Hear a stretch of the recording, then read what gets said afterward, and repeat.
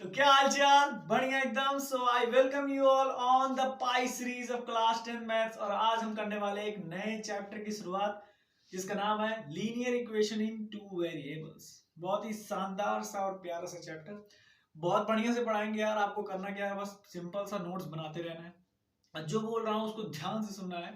बाकी क्वेश्चन यूं बनेंगे और एग्जाम्पल पहले लगाना, एक्सरसाइज बाद में। तो कॉपी और पेन निकाल लें, नोट्स बनाना स्टार्ट करें, क्योंकि बेस्ट मेमोराइजिंग पावर लिखने से आती है। हेडिंग लगाएंगे लीनियर इक्वेशन टू वेरिएबल, वही हमें पढ़ना है। बट उससे पहले हम एग्जाम्पल लेते हैं, एक बहुत ही प्यारा सा एग्जाम्पल, एक एग्जाम्पल जिसकी वजह से आपको ये समझ में आएगा कि है क्या, चल क्या रहा है जिंदगी। तो देखो, एक हमारा बहुत ही एकदम प्यारी सी लड़की थी जिसका नाम था मिष्टी। मिष्टी, उसके पिताजी ने उसको 20 रुपए दिए, भेल भाल खाने के लिए नहीं। उसको 20 रुपए दिए कि जाओ, उसके गांव में मेला लगा हुआ था कि जाके मेला देख लो। ठीक, तो 20 रुपया लेके मेला पहुंची, एकदम बढ़िया से तैयार व्यार होके। या मेला पहुंची तो उसे जो है, उसका जो मकसद कह सकते हैं, मकसद नहीं मतलब उसका जो मन था मेले में एंजॉय करने का, वो था कि एक जाइंट व्हील, एक जाइंट व्हील वहां होता है। जाइंट व्हील देखे हैं सभी लोग, मेले में गए होंगे यार, एक बहुत बड़ा सा झूला होता है। तो उसमें उसको राइड लेना था, पहला। दूसरा मन था उसका हुपला खेलने का। हुपला क्या होता है सर? हुपला होता है यार, ऐसे रिंग दिए रहते हैं आपको, दो चार रिंग देते हैं, सामान बिखरा हुआ होता है। आपको अगर डाल दिए तो रिंग, जिस पे डाल दिए तो आप सामान आपका। तो वो भी उसको खेलना था, मतलब दो उसको ट्राई करना था, दो ही के लिए वो गई ही थी मेला में। ठीक है, तो मेला पहुंची एकदम बढ़िया से, मेला मेला जो भी बोलिए आप, फेयर। तो वहां पहुंची तो उसने देखा जाइंट व्हील है, तो जाइंट व्हील का दाम उसने पूछा, तो उसको पता चला कि 3 रुपए एक राइड का। One ride, for one ride उसको 3 रुपए देना पड़ेंगे। और अगर उसको हुपला खेलना है तो एक बार खेलने के लिए चार चार रुपए देना पड़ेंगे। उसने कहा ठीक है। तो उसने जितनी बार जाइंट व्हील पे राइड किया, ठीक है, उसका आधा बार उसने हुपला खेला। ठीक, ये बताया जा रहा है, इट्स इंफॉर्मेटिव बात उसके बारे में बताए हैं कि जितनी बार वो जाइंट व्हील पे राइड की, उसकी आधा बार उसने हुपला खेला। ठीक, अगर मैं ये कह दूं कि जाइंट व्हील पे वो एक्स बार गई, ठीक, तो हुपला उसने एक्स बाई 2 बार खेला। ठीक, यानी कि मैं ये कह सकता हूं, अगर इसको वाई मान लू, let it be Y, let कि वो जाइंट व्हील पे एक्स बार गई और हुपला खेलने वाई बार गई, तो वाई इक्वल टू क्या हो जाएगा, एक्स बाई 2। अब कुछ लोग ये कह रहे हैं सर इसमें ये कहां से आ गया? तो यार मैथ पढ़ रहे हो, कहानी नहीं चल रही है, थोड़ा तो आएगा ना एक्स वाई। तो जाइंट व्हील पे उसने एक्स बार गया, हमने ये माना है, लेट इट बी एक्स कि उसने जाइंट व्हील पे राइड एक्स बार लिया और हुपला उसने वाई बार खेला। तो उन्होंने कहा है कि जितनी बार जाइंट व्हील पे राइड किया, उसका आधा बार वो हुपला खेली, यानी कि y equal to X by 2। Sir हाँ, समझ में आ गया, समझ में आ गया। तो अब देखो, हमें ये बताना है कि उस कितनी बार उसने जाइंट व्हील पे राइड किया और कितनी बार उसने हुपला खेला। ठीक, तो एक एक इक्वेशन यहां से बन गई, ये इक्वेशन फर्स्ट है। अब इसको इधर ले आते हैं। तो उनकी उसके पिताजी ने उसको 20 रुपए दिए थे। तो अगर एक राइड के, मैं इसकी बात कर रहा हूं, एक राइड के 3 रुपए हैं, तो उसने एक्स राइड लिया है, एक्स के कितने हो जाएंगे, 3x रुपीज, है ना? हाँ सर। वहीं पर अगर मैं हुपला की बात करूं, तो हुपला एक एक राइड, एक बार हुपला खेलने पे, राइड नहीं यार, एक बार हुपला खेलने पे वाई वाई कह रहा हूं, 4 रुपए लग रहे हैं। एक बार हुपला खेलने पे 4 रुपए लग रहे हैं, तो वाई बार उसने हुपला खेला है तो 4y लगेंगे, है ना? ये सिंपल सा यूनिटरी मेथड। ठीक है, तो अगर मैं ये कहूं कि टोटल रुपीज कितने हो गए, टोटल रुपीज उसने मेले में उड़ाया 3x प्लस 4y। ठीक, और उसके पिताजी ने कितने दिए थे, 20, तो ये तो 20 के बराबर होंगे ना? हाँ सर बिल्कुल होंगे, क्योंकि उसके पास 20 रुपया था, 20 से ज्यादा तो खर्चा कर नहीं सकती है। हाँ, तो ये इक्वेशन सेकंड बन गया। अब ये दोनों इक्वेशन जो दिख रहा है ना आपको, यही है लीनियर इक्वेशन इन टू वेरिएबल। क्या मैंने कहा? यही है लीनियर इक्वेशन इन टू वेरिएबल। समझ में आया?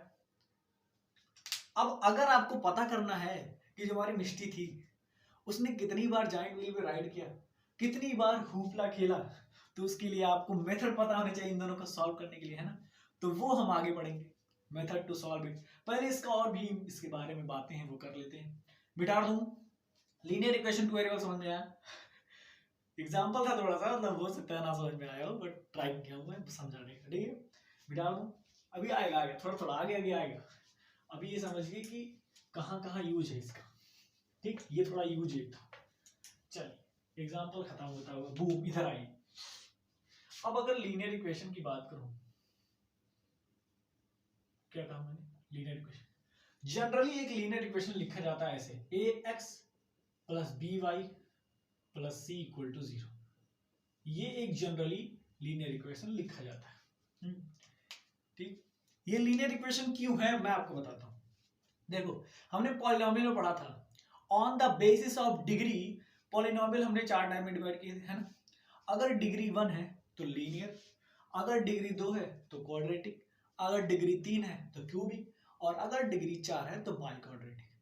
तो इस जो देख रहे हो आप ये पॉलिनोमियल है क्योंकि it's a combination of variable and constant. हाँ सर पॉलिनोमियल है, और इसका जो वेरिएबल है क्या वो बटे में है, क्या उसकी पावर नेगेटिव में है, तो इसका मतलब ये पॉलिनोमियल है। हाँ सर बिल्कुल।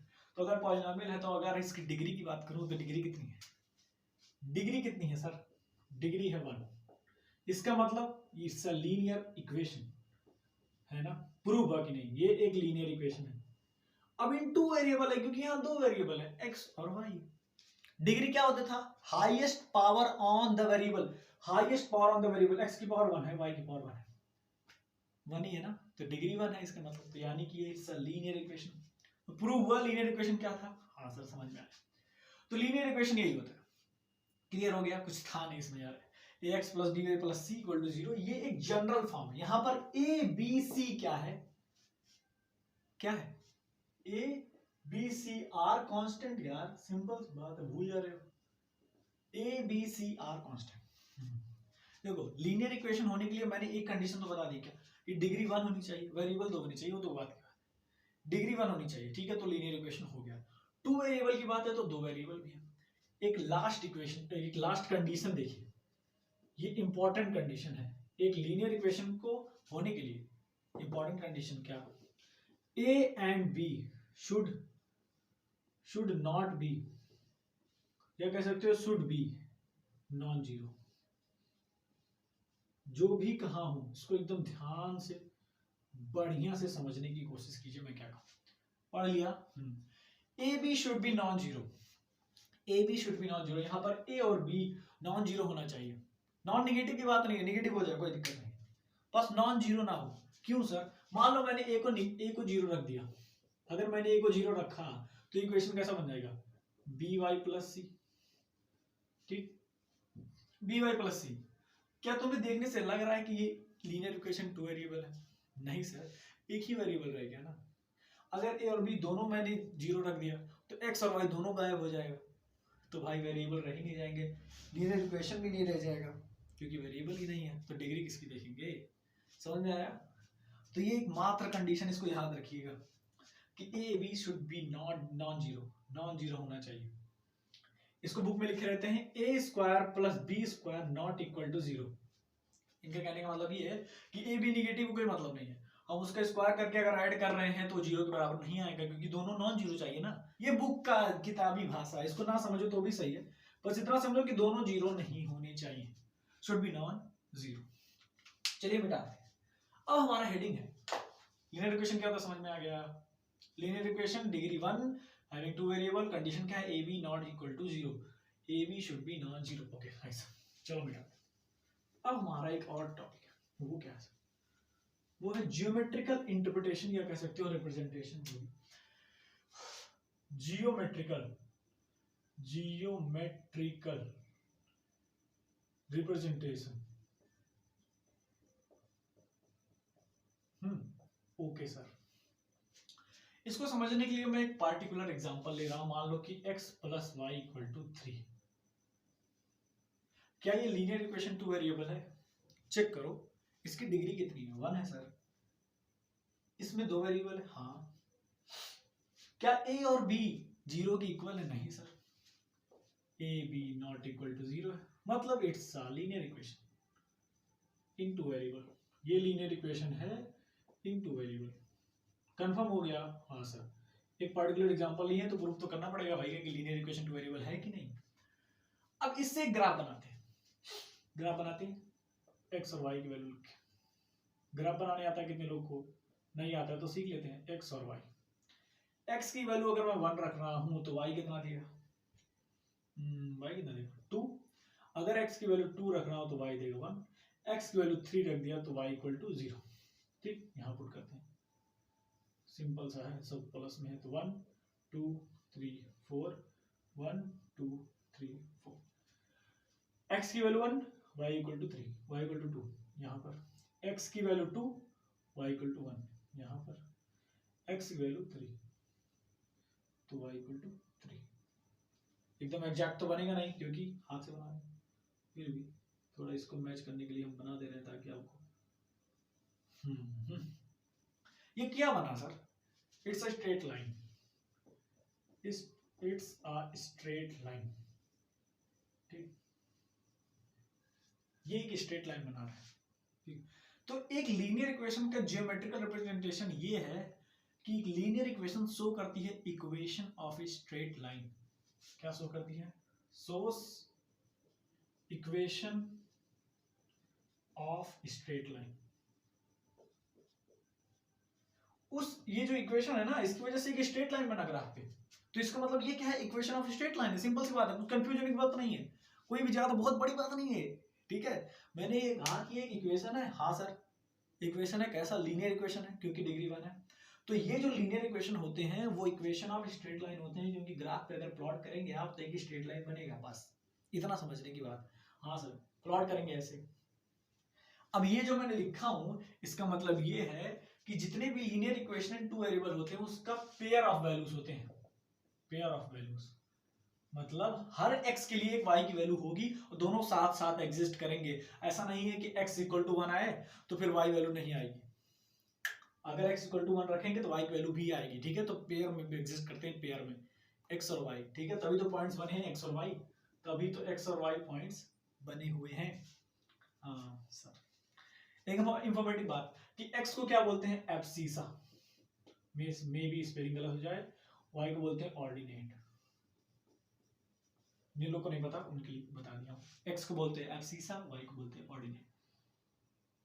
तो समझ में आया ज्योमेट्रिकल रिप्रेजेंटेशन क्या होता है एक लीनियर इक्वेशन का, कि वो एक स्ट्रेट लाइन की इक्वेशन होती है। क्या मैंने कहा, वो एक स्ट्रेट लाइन की इक्वेशन होती है, दैट्स ऑल। ठीक, दूसरी बात, ये स्ट्रेट लाइन जो ग्राफ पे बना है इस पे किसी भी पॉइंट को अगर उठाओगे तो वो इस इक्वेशन को सेटिस्फाई करेगी। सेटिस्फाई मतलब अगर मैं यहां से 1 2 उठा लूं, 1 2 उठा लूं, 1 2, देखो यहां से कोई पॉइंट उठा, ये पॉइंट, ये कौन सा पॉइंट है, 1 और 2। यहाँ पर a है ना, ये क्या है 1 और 2। अगर ये यहाँ पर देखें तो x इक्वल टू 1 है, y इक्वल टू 2 है।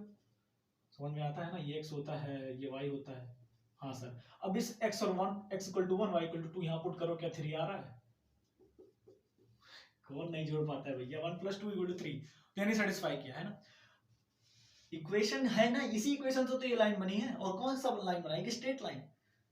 तो एक लीनियर इक्वेशन एक स्ट्रेट लाइन की इक्वेशन होती है, और जो पॉइंट्स होते हैं are the solution of that point, sorry are the solution of that equation. ठीक है, समझ में आया? आप लोग सोच रहे होंगे क्या हमेशा ग्राफ बनाना पड़ेगा? इसके मेथड्स हैं यार, हमेशा ग्राफ नहीं बनाना पड़ेगा। पहले हम चेक करेंगे कि उसके कितने सॉल्यूशन होंगे, फिर उसके बाद हम मेथड बताएंगे कि कैसे हमें निकालना है, कैसे सॉल्व करना है। ठीक, बिठा दूं, बिठा दें, अभी और बात करनी है यार, बहुत कुछ है इसमें, ऐसा नहीं छोड़ेंगे इसको, एकदम तोड़ के रखते हैं। बिठा दूं, चलिए नोट कर लिया क्या है वो, समझ में आ रहा है कि नहीं, मतलब कुछ है नहीं फिर भी सर आप ऐसे कहते रहते हैं कुछ है नहीं और सिर्फ निकल लेते हैं। चलो अब देखो एक बात, यार लीनियर इक्वेशन जो होती है, सॉरी 2 वेरिएबल्स की, सिर्फ लीनियर इक्वेशन की बात करूं अगर, लीनियर इक्वेशन हमने बचपन में क्या पढ़ा, 1 वेरिएबल का। ठीक है, बचपन में हमने 1 पर डिवाइस है, 2x + 4 = 5 है ना, तो x की वैल्यू निकाल लेते थे हम, 5 - 4/2, x की वैल्यू होगी 1/2, दैट्स इट। मैं इससे ये बताना चाह रहा हूं कि जितने वेरिएबल्स होंगे एक लीनियर इक्वेशन में, पॉइंट टू बी नोटेड कर ध्यान से सुनिएगा, जितने वेरिएबल होंगे एक लीनियर इक्वेशन में, हमें उसको सॉल्व करने के लिए उतना ही रिलेशन चाहिए होगा। देखो यहाँ पर एक ही वेरिएबल था तो मुझे एक ही इक्वेशन की जरूरत पड़ी इसकी वैल्यू निकालने के लिए। ठीक, अब अगर मैं दो वेरिएबल ले आता हूं किसी तरीके से, दो वेरिएबल ले आता हूं किसी तरीके से, देखो एक और दो, दो वेरिएबल है तो दो वेरिएबल आ गए ना, तो हमें दो इक्वेशन चाहिए उसको सॉल्व करने के लिए। ये दिमाग में घुसाओ पहले, जितना वेरिएबल उतना इक्वेशन, उतना रिलेशन उन दोनों के बीच में हमें चाहिए, उतना रिलेशन हमें उन दोनों के बीच में चाहिए उसको सॉल्व करने के लिए। दिमाग में आ रहा है, तीन वेरिएबल होता तो तीन इक्वेशन चाहिए था, एक था तो एक ही इक्वेशन से काम हो गया, दो वेरिएबल है तो दो इक्वेशन चाहिए, तीन वेरिएबल है तो तीन इक्वेशन चाहिए, चार वेरिएबल है तो चार इक्वेशन चाहिए। चार का क्यों झंझट करना यार, है ना। तो यहाँ देखो दो वेरिएबल है तो हमें उन दो वेरिएबल के बीच में दो रिलेशन चाहिए। ठीक, उसको सॉल्व करने के लिए या तो ऐसे समझिए सिंपल भाषा में, अगर दो वेरिएबल है तो दो इक्वेशन चाहिए, अगर एक वेरिएबल है तो एक इक्वेशन चाहिए। ठीक, समझ में आया। अब इसका ज्योमेट्रिकल रिप्रेजेंटेशन देखते हैं क्या है, जनरली देखेंगे उसको। जनरल याद है ना, जनरली कैसे लिखते हैं, ax plus by plus c equal to 0। It's a general linear equation. General मिटार के समझाता हूं, मिटार के समझाते हैं। अब क्या इसका ज्योमेट्रिकल रिप्रेजेंटेशन क्या होगा, इसका जियोमेट्रिकल रिप्रेजेंटेशन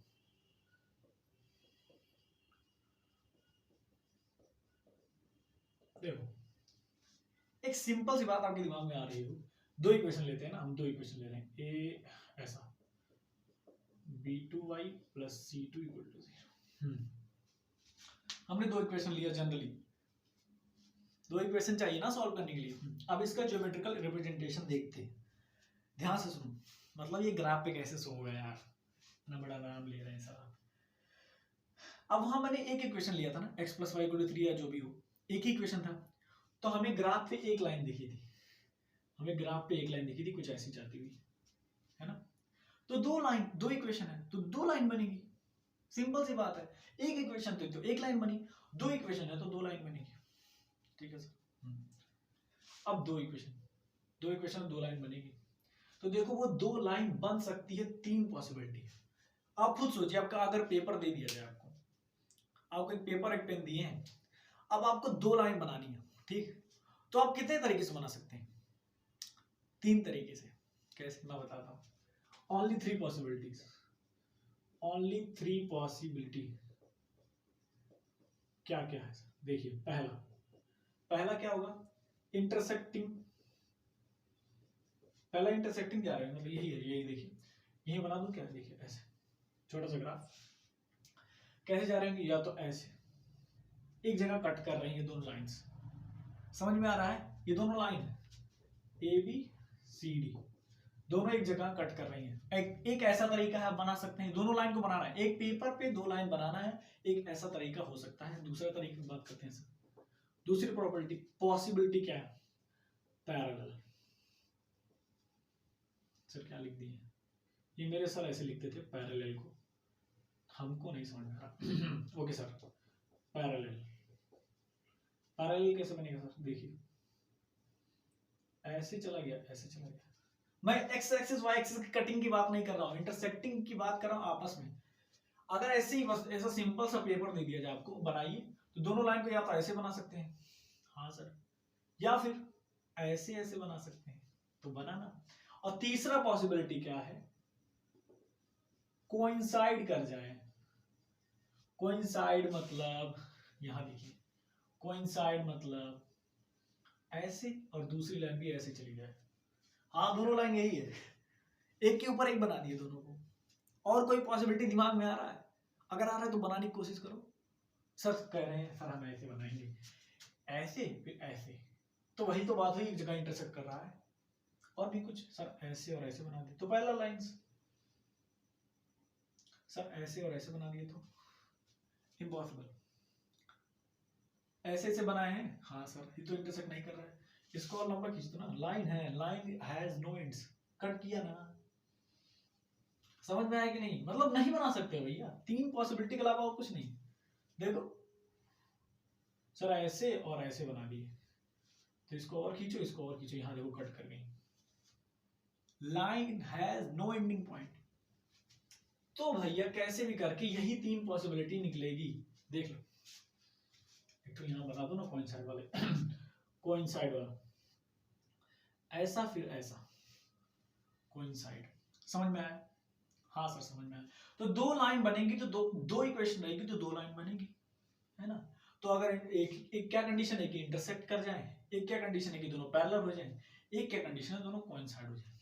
अब इन तीनों का मतलब क्या है वो समझते हैं बढ़िया से। इसको समझ में आ गया ना तीन पॉसिबिलिटी क्या थी। अब देखो,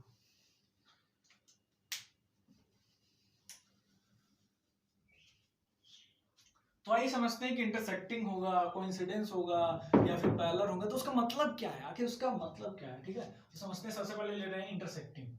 ठीक, इंटरसेक्टिंग लाइंस मतलब वो जो दोनों इक्वेशन था, इक्वेशन क्या था, a1 दिख रहा है, दिख रहा होगा, a1x plus b1y plus c1 equal to 0, a2x plus b2y plus c2 equal to 0। इन दोनों इक्वेशन को लेकर हमने ग्राफ पे बनाया तो दो लाइन बन रही थी, उसकी तीन पॉसिबिलिटी बन रही थी, इंटरसेक्टिंग, कोइंसाइड और पैरेलल। तो इंटरसेक्टिंग का मतलब क्या है, अगर मान लो दोनों लाइन इंटरसेक्ट कर जा रही है कुछ इस प्रकार, तो इसका मतलब ये है कि इसका एक यूनिक सोल्यूशन होगा, एक यूनिक सोल्यूशन होगा, एक यूनिक सोल्यूशन होगा। समझ में आया? देखो आपके दिमाग में, देखो मैं, मेरे कहने का मतलब ये है कि एक ऐसा पॉइंट होगा, इंटरसेक्ट का मतलब एक ऐसा पॉइंट, इंटरसेक्ट तभी करी ना कि एक ऐसा पॉइंट है जो दोनों इक्वेशन को सेटिस्फाई कर रहा होगा।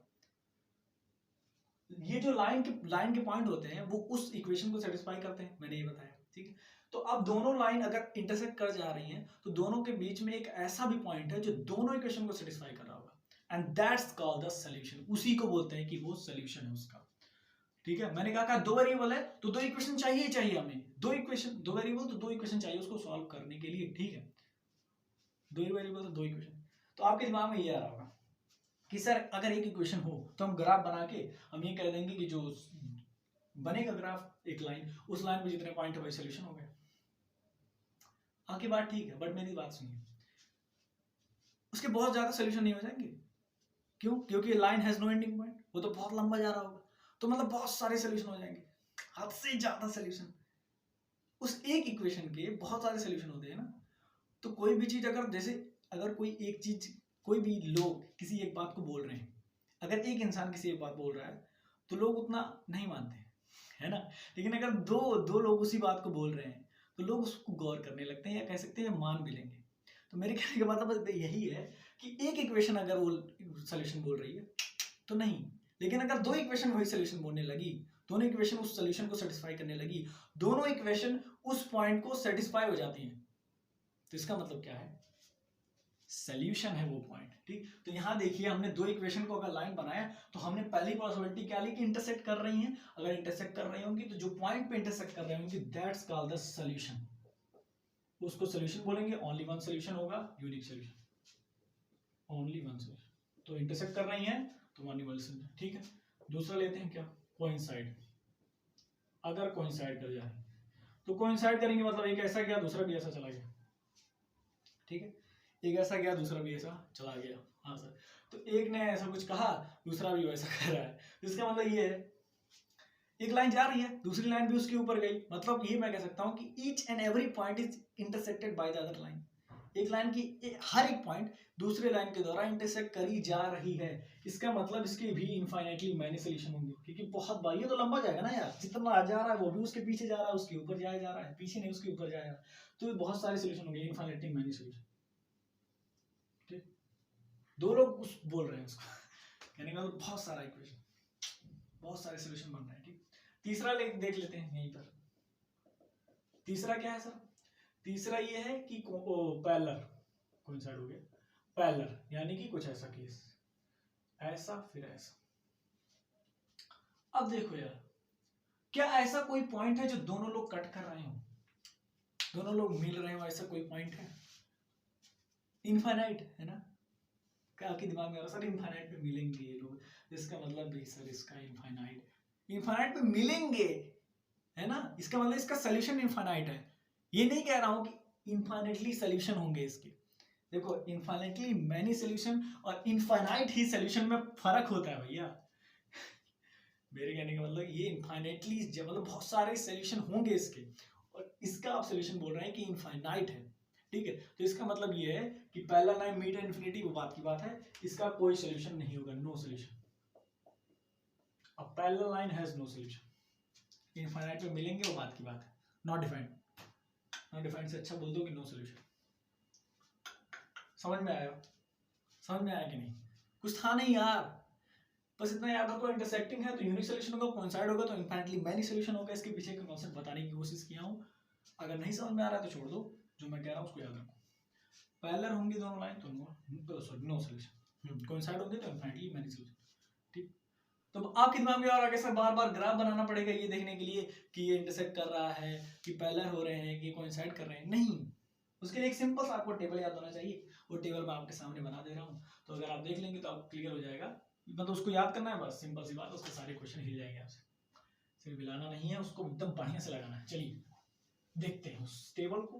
तो टेबल यहाँ बना दूं, बनाऊंगा बहुत टाइम वेस्ट होगा, बहुत बड़ा है यार, ठीक है। तो उसमें सब कुछ एक पार्टिकुलर एग्जांपल लेके उसमें दिखाया गया है, एनसीईआरटी का टेबल है यार, बहुत सिंपल सा है। वो टेबल मैं आपको दिखा देता हूँ यहाँ पर, आप देखिए उसको, आपको समझ में आएगा, ठीक है, मैं क्या कहना चाह रहा हूँ। अब देखिए इसमें, इस टेबल में आप देख सकते हैं पार्टिकुलर एग्जांपल लिया गया है। अब यहाँ पर हमें करना क्या है, बस सिंपल सी बात है, हमें वो जो कोफिशिएंट है एक्स और वाई के, उनके ऊपर खेलना है। अगर a1 by a2 not equal to b1 by b2 है, तो इसका मतलब हमारा ज्योमेट्रिकल रिप्रेजेंटेशन, मतलब इसका सिंपल सा मतलब ये है कि वो इंटरसेक्ट कर रहे हैं। अगर इंटरसेक्ट करेंगे तो यूनिक सोल्यूशन, सिंपल सी बात। अगर हमारा a1 by a2 equal to b1 by b2 है, equal to c1 by c2 हो जा रहा है, मतलब तीनों इक्वल हो जा रहे हैं, तो हम कहेंगे ये इनफाइनेटली मैनी सोल्यूशन है। मतलब दोनों लाइंस जो है वो कोइंसाइड हो जा रही हैं, एक दूसरे के ऊपर चली जा रही हैं। हाँ सर समझ में आया। और अगर हम तीसरी बात करें कि a1 by a2 equal to b1 by b2 है, but it's not equal to c1 by c2, मैं रेशियो कोफिशिएंट की बात कर रहा हूँ। देखो कोफिशिएंट जो है वहां पर x और y में, x के साथ a है, y के साथ b है, उसकी बात हो रही है यहाँ पर, वही है, ज्यादा कंफ्यूजन की जरूरत नहीं है, वहां पर देख लीजिए पार्टिकुलर सोल्यूशन तो लिया, ये एग्जांपल लिया गया। तो a1 by a2 equal to b1 by b2 is not equal to c1 by c2 होता है, तो हम ये कहेंगे कि नो सोल्यूशन। क्यों? क्योंकि इस ये जो लाइंस है दोनों वो क्या करेंगे, पैरेलल जाएंगी। तो पैरेलल लाइंस का कोई सोल्यूशन नहीं होती, क्योंकि कहीं इंटरसेक्ट करने वाली नहीं है। जब इंटरसेक्ट ही नहीं करेंगी तो कोई कॉमन पॉइंट मिलेगा ही नहीं जो दोनों को सेटिस्फाई करे, तो इसका मतलब ये नो सोल्यूशन, ठीक। तो समझ में आया एकदम बढ़िया से, ठीक है। पूरा जो टेबल आपको मैं दिखा दिया हूँ, एनसीईआरटी का टेबल था, आपके बुक मिल जाएगा, एनसीईआरटी तो यूज करते ही हैं। बुक मत बाया कीजिए यार, बुक से देखा कीजिए कहीं गड़बड़ हो रही है कि नहीं, मे भी मुझसे कुछ कॉन्सेप्ट छूट जाए तो मुझे बताया, ठीक है। बाकी तो मैं समझ रहा हूँ कि मैंने सब कुछ बताने की कोशिश की है, अभी बहुत कुछ बचा है यार, अभी तो मेथड हमें पढ़ना है, ठीक है। उसके बाद देखेंगे कैसे क्या सिचुएशन है। एक और बात आपको बता दूं मैं, क्या, कि अगर अगर हमारा इंटरसेक्टिंग है, हमारा इंटरसेक्टिंग, तो मैंने क्या कहा, मैंने कहा a1 by a2 is not equal to b1 by b2 होगा, ठीक। मतलब इसका एक यूनिक सोल्यूशन होगा, एक यूनिक सोल्यूशन, ठीक। तो इसका मतलब हम इसको कंसिस्टेंट बोलते हैं, क्या बोलते हैं, कंसिस्टेंट। इफ सम मतलब अगर कहने का मतलब कि इन दोनों इक्वेशन का एक सेट ऑफ वैल्यू है, कोई एक मतलब कोई वैल्यू है जो इनको सेटिस्फाई कर रहा है, मतलब सोल्यूशन है, इसीलिए इनको कंसिस्टेंट बोला जाता है। कंसिस्टेंट एक वर्ड है, सिंपल सी बात है। दोनों इक्वेशन जो है वो मिलकर कोई सोल्यूशन है, तो इसलिए यूनिक सोल्यूशन है, तो इसका मतलब उसको कंसिस्टेंट बोला जाता है, ठीक है। तो ये समझ में आया। और मान लो यहाँ साइड वाला ले लें, कोइंसाइड, ठीक। कोइंसाइड के केस में क्या था, a1 by a2 equal to b1 by b2 equal to c1 by c2, तो infinitely many solution, infinitely many solution, ठीक। ये भी कंसिस्टेंट है क्योंकि सोल्यूशन तो है ना, एक सेट ऑफ वैल्यू है ना जो सेटिस्फाई कर रही है किस इक्वेशन को, तो इसका मतलब कंसिस्टेंट, ठीक। वर्ड समझ में आया। अब हम ले लेते हैं पैरेलल का केस। पैरेलल का केस लिए तो हमने क्या देखा कि a1 by a2 is equals to b1 by b2, but it's not equal to c1 by c2, ठीक। तो ये अगर है तो यहाँ पर नो सोल्यूशन होगा, हम ये देखेंगे तो इसका मतलब नो सोल्यूशन। ये अगर आप देखेंगे तो आप ये कहेंगे कि ये पैरेलल लाइंस हैं और इसका कोई सोल्यूशन नहीं होगा, ठीक। और इसको बोलते हैं कि अगर सोल्यूशन है ही नहीं तो इनकंसिस्टेंट। इनकंसिस्टेंट, स्पेलिंग गलत हो तो माफ करिए, ठीक है। तो ये जो अभी टेबल था ना उसका थोड़ा सा समराइज फॉर्म है, इसका आप स्क्रीनशॉट ले लीजिए, फिलहाल मैं इसको नोट्स में दे दूंगा। तो आपको समझ में आया कुछ बातें जो मेरे साथ आपने की, अच्छा लगा होगा, मुझे भी अच्छा लगा। तो बहुत कुछ था इसमें, अभी हम और भी चीजें लेके आएंगे, methods of solving these equation, बढ़िया सा क्वेश्चन एक चल रहा होगा हमारे साथ, आपके बीच में मेरी बहुत सारी बातें बची हुई हैं, ठीक है। तो नेक्स्ट एपिसोड में मिलते हैं, तब तक के लिए आप लोग अच्छे हैं, और भी अच्छे बनने की जरूरत है। आपका दिन मंगलमय हो।